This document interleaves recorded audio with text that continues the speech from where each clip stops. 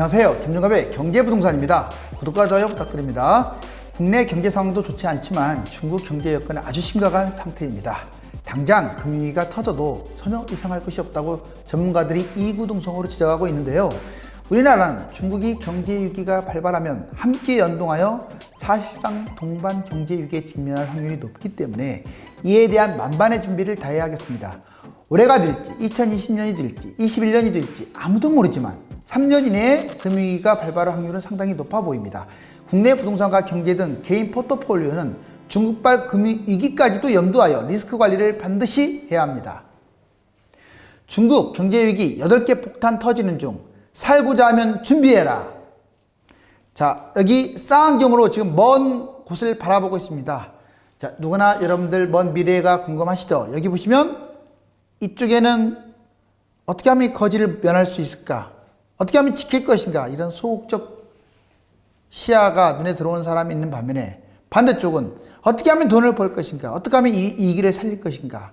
자, 사람의 마음가짐에 따라서 부자가 되느냐, 가난한 사람이 되느냐가 달려 있습니다.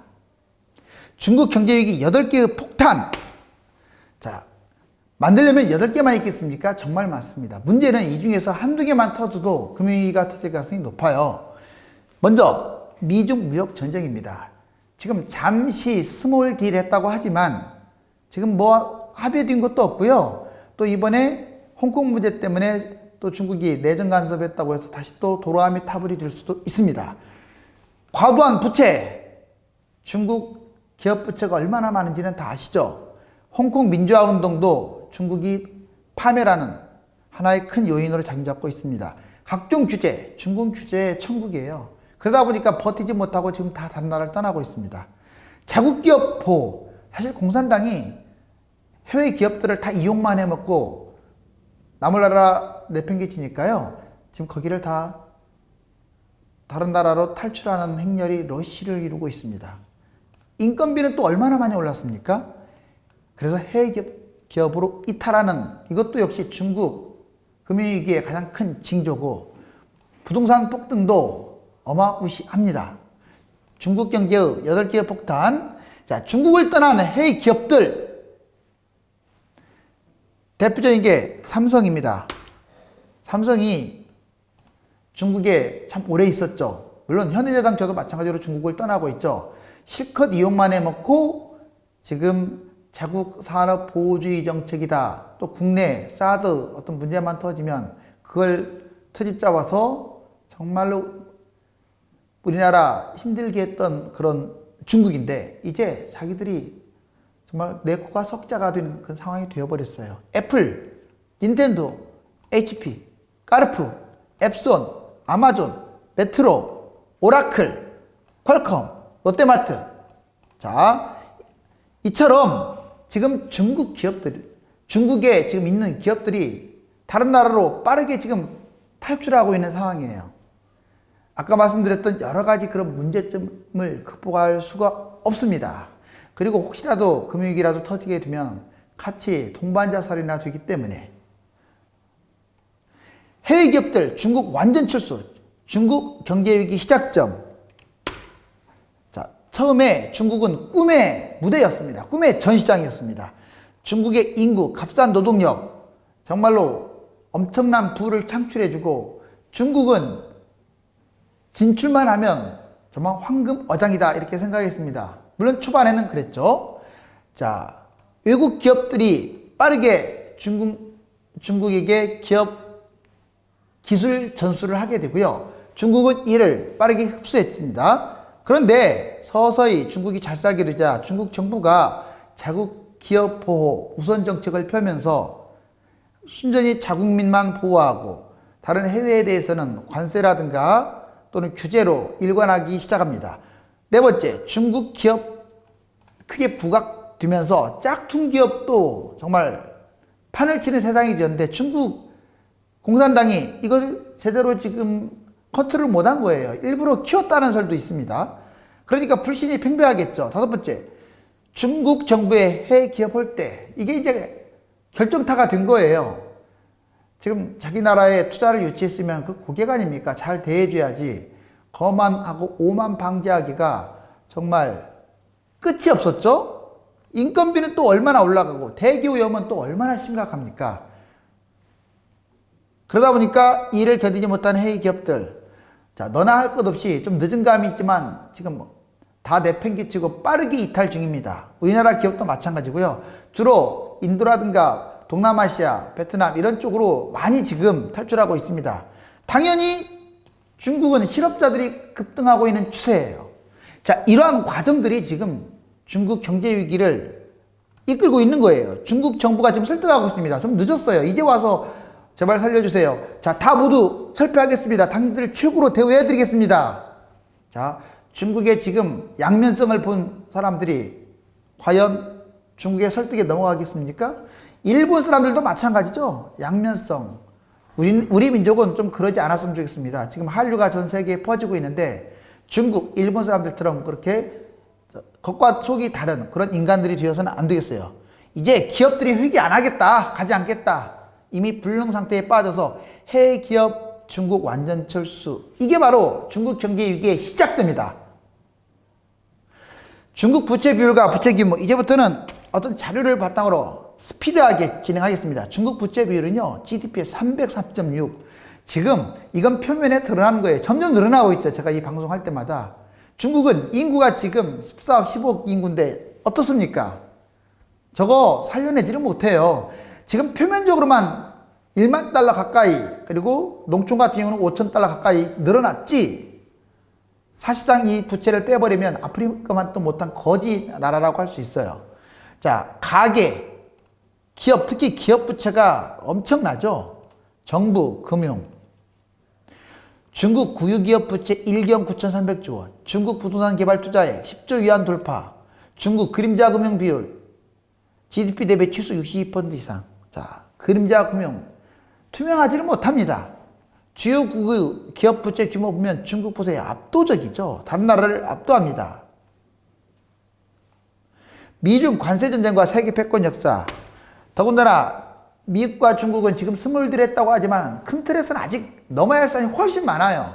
그리고 패권 전쟁이기 때문에 이것은 절대 미국이 양보하지 않을 것 같습니다. 자, 세계 경제 패권 역사. 소련하고 미국이 결국은 패권 냉전 시대 때 다투더니 소련은 여러 나라로 분기됐고, 자, 일본이 부각되니까 다시 플라자 합의로 일본은 장기 침체에 빠지고, 이제 중국입니다. 미중 갈등. 어떻게 보면은 일본, 소련하고는 비교도 되지 않는 아주 강한 나라예요. 그래서 아마 미국이 중국을 무너뜨리기 위한 온갖 수단 방법을 가리지 않을 겁니다. 디플레이션 조짐. 우리나라만 그런 게 아닙니다. 중국 2019년 1월부터 9월 보세요. 자, 0.6 정점을 찍고 지금 마이너스로 계속 이어지고 있죠. 중국도 몇 번 겪지 않는 정말 처음 가보는 길이라고 할 수 있어요. 우리나라도 마찬가지고. 자, 레바오, 중타이, 화타이, 리판 거론. 바로 이런 것들, 부실 채권이 500억 위안이나 되고요. 협력사가 줄도사는. 그래서 금융위기 위험성이 있다. 바로 올 들어 자동차 판매가 크게 줄어든 중국을 지금 말하는 겁니다. 어떻습니까? 다 마이너스. 지금 셀 수도 없죠. 이건 하나의 예일 뿐이에요. 중국 제조업 등 각종 지표 몰락하고 있습니다. 지금 여기 밑에 보셔서 빨간색으로 놀고 있죠. 여기 밑에도 마찬가지. 자, 중국의 적자 기업 비중이 무려 30%. 그리고 중국 산업, 소매, 고정, 먼저 소매 추락하고 있고요. 그 다음에 산업 생산 추락하고 있고, 고정자산도 추락하고 있네요. 중국 수출입 동향과 제조업 인건비 추이. 지금 빨간 게 수입, 파란 게 수출인데 2018년입니다. 여기를 기점으로 왼쪽과 오른쪽을 보십시오. 확연하게 지금 마이너스, 지금 이 0 밑에서 한참 놀고 있죠. 자, 그리고 출렁거리고 있습니다. 이 출렁거림이 많은 것이 금융위기의 징조라고도 할 수 있어요. 특히 증권 같은 경우. 중국 제조업 인건비가 여기 보세요. 만에서 5만으로 대충 봐도 5배 뛰었네요. 불과 8년 만에. 누가 이 나라에서 어떻게 장사를 할 수 있겠습니까? 생산을 어떻게 해요? 자, 그리고 중국 위안화 환율 추이. 위안화 지금 경제 성장률을 보면은 유럽 선진국들이라든가 세계가 좀 이런데 중국 제일 높았었잖아요. 이제 닮아갑니다. 자, 벌써 6포인트가 지금 무너진다고 하잖아요. 자, 중국 경제 둔화, 민간 부분 부채 증가. 경제 파란색 보세요. 경제는 이렇게 둔화하고 지금 6포인트 밑으로 지금 추락하고 있는데 부채는 지금 엄청나게 증가하고 있습니다. 가계부채도 무시무시해요. 자, 2008년에서 2019년 유한화 보세요. 지금 예전에 한번 자 잠깐 7을 넘었었는데 이번에 7을 또 넘겼죠. 그래서 신고가를 지금 찍고 있습니다. 환율 조작까지 지정됐죠. 갈수록 낮아지는 중국 국내 총생산, 아까 말씀드렸듯이 계속 지금 GDP 성장률이 6.4 밑으로 내년에는 5포인트까지 떨어질 것으로 예측이 되고요. 중국 기준금리도 지금 4포인트대로 계속 지금 추락 중입니다. 홍콩 민주화운동 엎친 데 덮친 격으로요. 이 홍콩이 아마 중국을 무너뜨리는 불쏘시개가 될 수도 있어요. 지금 미하원 홍콩 관련 중국이 아주 강경 노선 취하는 법안을 통과했습니다. 그래서 중국이 내정 간섭이라고 해서 중단해라. 아마 중국은요, 자기 땅에 문제가 있는 것은 수단 방법을 가리지 않고 뭐 전쟁을 했더라도 막으려고 할 거예요. 근데 이미 여기 통과됐고, 이제 상원은 가볍게 통과될 것 같아요. 그렇다면 이제 홍콩은 미국 입장에서 이제 자유국가나 다름없는데 중국이 이걸 가만 놔두겠습니까? 여기 홍콩 경제 성장률 괜히 중국을 만났다가 2018년 1분기부터 2019년 2분기까지 지금 무려 4포인트까지 갔던 게 1년 만에 0포인트대로 급락하고 있습니다. 정치적 이벤트 지금 홍콩 천안문 사태 때 한동안 출렁거리고 홍콩 반환 때 지금 홍콩이 완전히 무너졌죠. 이 회색. 중국도 물론 추락을 했지만 그러다가 괜찮은 듯 하더니 다시 우산혁명 2013년 그 이후로 계속 지금 추락 중이라고 보면 돼요. 결국 홍콩과 중국은 한 국가로서 가기가 만만치 않을 것 같아요. 자, 12번째 중국 금융위기 가능성과 투자 걸림돌. 자, 보면 전문가들한테 설문조사한 걸 보니까 중국 투자 걸림돌이 뭐냐, 가장 큰 게 중국 금융시장 미성숙. 중국이 워낙 불안한 나라예요. 성숙되지 않은 나라예요. 자, 배만 나왔지 제대로 음식 맛을 모르는 그런 민족입니다. 중국 개업 디폴트 리스크가 워낙 큰 거예요. 언제 망할지 몰라요. 또 중국 자국만 위하다 보니까 또 배신도 많이 당했잖아요. 중국 정부 정책의 불투명성, 미중 무역 분쟁, 중국 경제 성장률. 오히려 미중 무역 분쟁은 상대적으로 리스크를 적게 봤는데 이 중국 내부를 못 믿겠다, 이게 커요. 이런 민족에게 누가 자기의 자산을 맡기고 거기서 생산을 취하겠습니까? 중국발 금융위기 가능성, 이거 놀라지 마세요. 매우 크다, 상당히 크다, 압도적입니다. 이건 여러분들이 아주 심각하게 받아들여야 돼요. 그리고 보통이다를 뛰어넘었어요. 그리고 약간 있다, 거의 없다 보다 오히려 상당히 크다가 가장 높은 비중을 차지한다는 거. 자, 지금 홍콩시 인파들 보세요. 그리고 중국의 유령 도시가 무려 50개입니다. 우리나라에 분당이나 일산과 같은 유령도시, 왜 유령도시냐면요, 건설 경기 살리려고 막 지어댔어요, 신도시를. 근데 사람이 안 가는 거예요. 인프라가 안 돼 있으니까 돈을 엄청 들어오고. 중국이 이렇게 쓸데없는 짓을 많이 했어요. 공산당도 이거 제대로 감독을 못 하고요. 그러다 보니까 중국이 지금 아주 속이 골물대로 골마 터진 겁니다. 여기 딱 보면 이런 신도시도, 우리나라에 이런 것도 없잖아요, 아직까지는.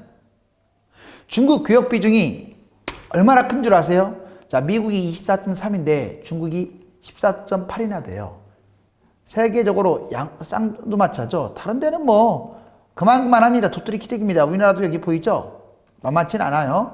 자, 그래서 중국이 무너지면 중국하고 인접한 한국과 일본은 상당히 위험하고요. 그 다음에 중국의 성향을 가진 나라들, 이런 나라들은 같이 동반 추락할 가능성이 높다. 자, 지금 중국이 추락하는 모습이 그려져 있네요. 준비하는 자는 전투에서는 패할지 모르지만 전쟁에서는 반드시 승리하여 월계관을 쓸 것이니까 김준갑의 경제부동산은 많이 사랑해 주시고요. 구독자 모두 부자로 이끌어 드릴 테니까 인내심과 관심을 가져주시기 바랍니다. 감사합니다.